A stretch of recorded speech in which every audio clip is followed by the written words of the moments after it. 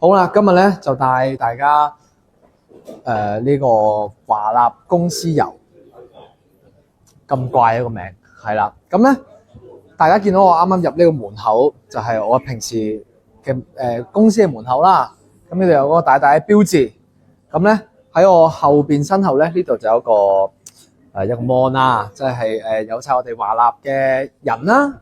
咁好啦，慢慢介紹啦。一路行落嚟呢條走廊咧，就會有一啲我哋嘅公司嘅一啲souvenir 啦。呢個係我平時做訪問嘅房啦。咁咧嗱，跟住要經過呢個位咧，好緊要嘅，因為我必定會到訪一次嘅，就係我哋嘅男廁啦。因為咧，我有一個習慣咧，就係我唔能夠忍嘅，只要一有要解決嘅時候咧，就必須要解決。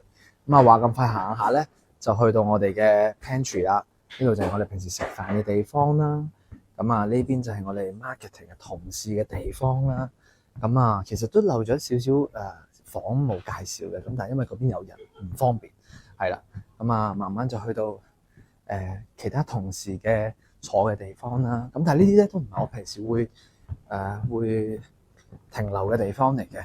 停留得最多嘅地方咧，應該就係呢一度啦。呢度就係我哋嘅公司嘅 studio。哇，係啦 ，which is 平時可能洪家豪寫歌會喺度啦，平時可能 Panther 休息嘅時候彈吉他會喺度啦。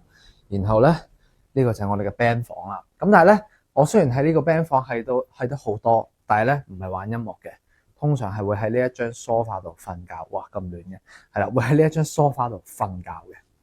到最後啦，就係公司嘅 artist 房。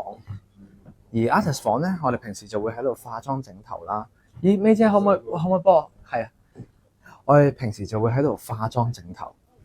咁啊，我等同事嚟開一開門先。